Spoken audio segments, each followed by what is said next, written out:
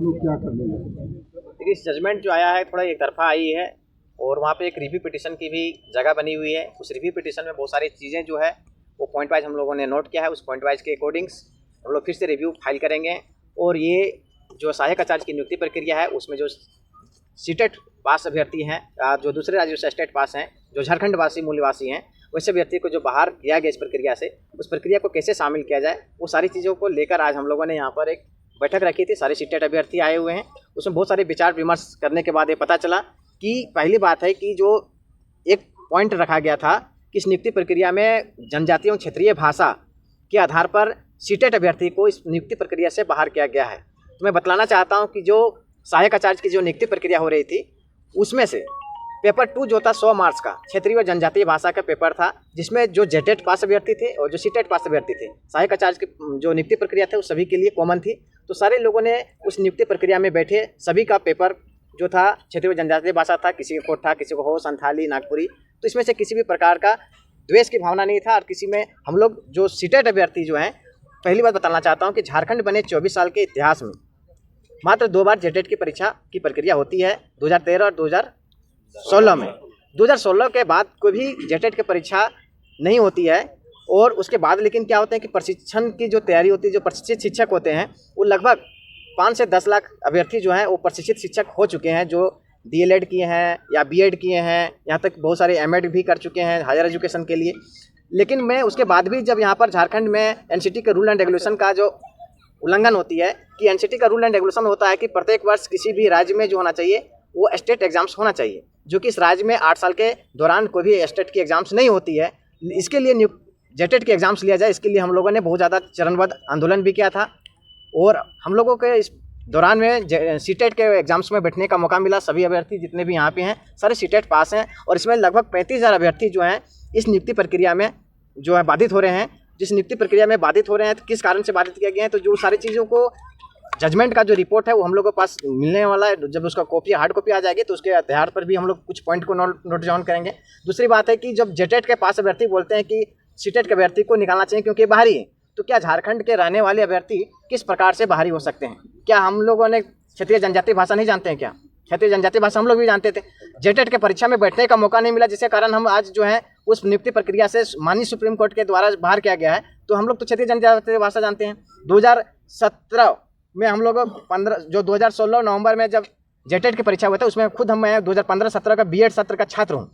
मैंने उस नियुक्ति प्रक्रिया में बैठा था, मैंने पास भी किया था, बट मेरे सर्टिफिकेट इसलिए इनवैलिड कर दिया गया था क्योंकि नियुक्ति प्रक्रिया का जो रिजल्ट था, जो जेटेट का जो सर्टिफिकेट का था, वो 11 मार्च 2017 को जारी किया गया था। और मेरा सत्र जो चलता 15-17, तो कोई भी सत्र जो होता है अगस्त सितंबर में कंप्लीट होता है, तो मेरा ऐसे भी इनवैलिड हो गया। हमको नियुक्ति प्रक्रिया में बैठने का नहीं मौका मिला। मैं तो बोलता हूँ कि अगर जनजातीय और क्षेत्रीय भाषा के आधार पर इस नियुक्ति प्रक्रिया को दरकिनार किया जाता है तो मैं तो इस सब्जेक्ट में पोस्ट ग्रेजुएट भी हूँ। क्षेत्रीय जनजातीय भाषा में खोटा एक भाषा होती है, मुझे post graduate UGC net qualified हूँ। तो इस नियुक्ति प्रक्रिया में सबसे पहले मुझे नियुक्ति करना चाहिए था। तो क्षेत्रीय जनजातीय भाषा के बात है कि उस चरणबद्ध तरीके से आप उस नियुक्ति प्रक्रिया से हमको बाहर करना चाहते हैं, तो उस नियुक्ति प्रक्रिया में हमसे ज़्यादा एलिजिबल तो कोई नहीं हो सकता है। तो बहुत सारे चीज़ें हैं। और पहला बात है कि जो जेटेट पास अभ्यर्थी थे 11 मार्च 2017 उसका सर्टिफिकेट इशू होने के बाद 5 साल तक ही वैलिड था। जब उसके सर्टिफिकेट में 5 साल के बाद भी अमेंडमेंट किया जा सकता है, क्योंकि 11 मार्च 2022 के बाद उसका सर्टिफिकेट इनवैलिड हो जा रहा है, किसी भी कारण से वो वैलिड नहीं हो पा रहा है। लेकिन सरकार उसमें अमेंडमेंट किया था। जिस प्रकार से नियुक्ति प्रक्रिया जेटेट का बनाम सीटेट का लड़ाई चल रहा था माननीय हाईकोर्ट में, तो उसमें फिर नियुक्ति अचानक से देखे होंगे कि रिक्रूटमेंट प्रोसेस हुआ 26,000 पोस्ट के लिए, तो उसमें सीटेट पास अभ्यर्थियों को मौका मिला। तो सीटेट पास अभ्यर्थी को मौका मिला तो सीटेट अभ्यर्थी ने किसी को निकालने और बाहर करने के लिए तो लड़ाई नहीं लड़ रहे थे। लेकिन जेटेट अभ्यर्थी चाह रहे थे कि सीटेट के अभ्यर्थी जो इस एग्जाम प्रक्रिया में जो प्रोसेस में जा रहे हैं उसको किसी तरह से बाहर निकाला जाए। उसकी मंशा पहले से खराब थी, तो उस मंशा को खराब था, उसके कारण उन्हें माननीय सुप्रीम कोर्ट में भी चैलेंजिंग किया। सुप्रीम कोर्ट ने भी बहुत सारे बिंदुओं को जो था एक तरफा थोड़ा रिजल्ट जो है वो जेटेट अभ्यर्थी के रूप में दिया गया है। लेकिन रिव्यू पिटिशन के रूप में हम लोग जो फाइलिंग करेंगे वो इस प्रकार से होगा कि ना तो जेटेट अभ्यर्थी को ना सीटेट अभ्यर्थी किसी को बाहर ना किया जाए। सारे अभ्यर्थी जो हैं यहाँ पे लाचार हैं, क्योंकि सहायक आचार्य की जो नियुक्ति प्रक्रिया था वो 4 पेपर विभिन्न पेपर एग्जाम्स हुए हैं और सारे लोग जो हैं एग्जाम्स दिए हैं। तो इसमें से आप पहली बात है कि इसमें कुछ जो पॉइंट वाइज हैं कि नियुक्ति प्रक्रिया में सबसे पहला बात है कि किसी को बाहर ना किया जाए। दूसरी बात है अगर बाहर किया जाता है तो जेटेट के अभ्यर्थी का सर्टिफिकेट भी इनवैलिड हो चुका है। दूसरी बात, तो उसको कैसे नियुक्ति प्रक्रिया में आगे किया जा सकता है। तीसरी बात, क्षेत्रीय और जनजातीय भाषा का जो वार्ता रखा जा रहा है, बताया जा रहा है। तो ऐसे जेटेट में कहीं पर ये नहीं लिखा हुआ था कि जो जेटेट पास अभ्यर्थी है वो किसी सेक्शन वाइज उसके लिए कट ऑफ रखा गया था कि क्षेत्रीय जनजातीय भाषा में पास करना है, वो भी नहीं रखा गया था। हो सकता है कि कोई अभ्यर्थी साइंस पेपर रखा हुआ तो साइंस में ही ज़्यादा नंबर लाया होगा, क्षेत्रीय जनजातीय भाषा में 0 मार्क्स भी ला सकता है, तो उसके लिए भी कोई वार्ता की बात नहीं होती है। जब झारखंड के आदमी तो क्षेत्रीय जनजातीय भाषा तो जानते हैं। चौथी बात है कि जब सहायक आचार्य की नियुक्ति प्रक्रिया में जब हम लोग पॉइंट में एग्जाम्स में बैठे तो सभी ने क्षेत्रीय जनजातीय भाषा का पेपर को 100 मार्क्स का एग्जाम से दिए। पांचवी बात होती है हिंदी और इंग्लिश। आप बताना चाहता हूं कि जो जेटेट की नई नियमावली जो आई हुई है उसमें से क्षेत्रीय जनजातीय भाषा 9 भाषा ही होती है जो हमारा TRI के अकॉर्डिंग रूल एंड रेगुलेशंस है, लेकिन यहाँ पर 14 भाषा का प्रावधान है। तो हम लोगों ने कोई फॉरेन लैंग्वेज पास करके तो नहीं आया है, हम लोगों ने हिंदी और अंग्रेजी पास करके आया है। और हिंदी और अंग्रेजी तो भाषा तो जानना जरूरी है यहाँ के लिए, क्योंकि क्षेत्रीय जनजातीय भाषा जानने से ही नहीं हो जाती कि आप किसी बच्चे को अच्छे से पढ़ा सकते हैं। इसके अलावा भी आपको हिंदी की भी जानकारी होनी चाहिए, अंग्रेजी की भी भाषा जानकारी होना चाहिए, क्षेत्रीय जनजातीय भाषा की भी जानकारी होनी चाहिए। आप देखिएगा सुप्रीम कोर्ट में भी बहस होती है, हाई कोर्ट में भी बहस होती है, अंग्रेजी में होती है।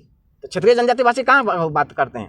क्षेत्रीय जनजातीय भाषा का जब बात करते हैं हर जगह उसका प्रावधान होना चाहिए, सिर्फ बोल देने से कॉपी में लिखने से नहीं होती है। और दूसरी बात है कि अच्छा, इस फैसले से कितने अभ्यर्थियों को झटका लगा है? लगभग 30,000 अभ्यर्थी जो हैं इस नियुक्ति प्रक्रिया से बाहर होने जा रहे हैं। लेकिन हम लोगों ने प्रमुखता के साथ जो रिव्यू पिटीशन करने जा रहे हैं वो हम लोग को पूरी उम्मीद है कि हम लोग इसको जीतेंगे और और लंबी प्रोसेस चलेगी तो चलेगी, नहीं तो ना खेलेंगे ना खेलने देंगे, खेले बिगाड़ देंगे। और सर सबसे बड़ी बात इसमें ये चीज़ है कि जो पहले हम लोग केस कर चुके थे हाई कोर्ट में, केस करने के बाद विज्ञापन आया है जो भी आया है। हम लोग जो है जजमेंट रिजर्व था, हाई कोर्ट हम लोग को जजमेंट रिजर्व रखा था, उसके बीच में ही आया है विज्ञापन, ठीक है। तो ये कोई नहीं कर सकता है कि हम लोग पहले बाद में आए हैं कि बाद में केस करने गए हैं, विज्ञापन के बाद केस करने हम लोग कभी नहीं गए हैं। हम लोग पहले केस किए थे, जब रिजर्व था जजमेंट उसके बीच में विज्ञापन आया और उसके बाद में बोला गया विज्ञापन में कि मात्र जेटेड कैंडिडेट वैलिड होगा। उसके बाद जब वो रिजल्ट निकला उसका हाई कोर्ट का, तो वहाँ पे हम लोग को रखा, सीटेट को रखा गया और बोला कि 3 साल के अंदर आप लोग को पास करना होगा जेटेड। हम लोग कोई दिक्कत नहीं था, ना हम लोग को जेटेड से दिक्कत था ना अपना से दिक्कत था। मेरा कहने का मतलब ये है कि हम लोग सीटेट वाले झारखंड के ही है ना, हम लोग कहाँ जाएंगे? 25 साल में हम लोग का ये 25वां साल चढ़ गया, 25 साल हो गया झारखंड का बने हुए, 2 साल आप लिए हैं मात्र जेटेड, और बाकी 23 साल का बीएड स्टूडेंट कहाँ जाएगा?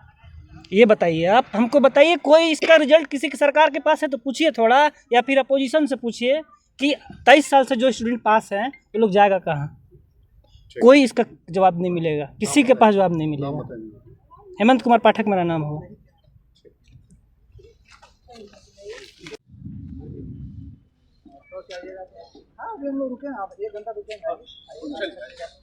तो जैसा कि आप ये भीड़ देख रहे हैं, है ना, तो जैसे कि आज मैंने बोला था कि आप लोगों को 2 बजे ऑक्सीजन पार्क आने के लिए, है ना, और यहाँ पे आज हमने डिसाइड किया है कि आज क्या दिशा और क्या दशा, है ना, होगा सीटेट का, उसी के रिगार्डिंग मैं ये वीडियो बनाने जा रहा हूँ, ठीक है ना। आप लोग एकदम चिंता मत करिए, धैर्य बना के चलिए, है ना। मैं सभी सीटेट स्टूडेंट को मैं ये बोलना चाहूँगा, है ना, एकदम डरना नहीं है, ठीक है ना। रिव्यू पिटीशन करेंगे और ये एग्ज़ाम देखिएगा, जैसे कि अब मैं बता रहा हूँ, ये एग्ज़ाम पूरी तरह से रद्द होने वाला है, ठीक है ना। ये देखिए हमने आज मीटिंग किया था,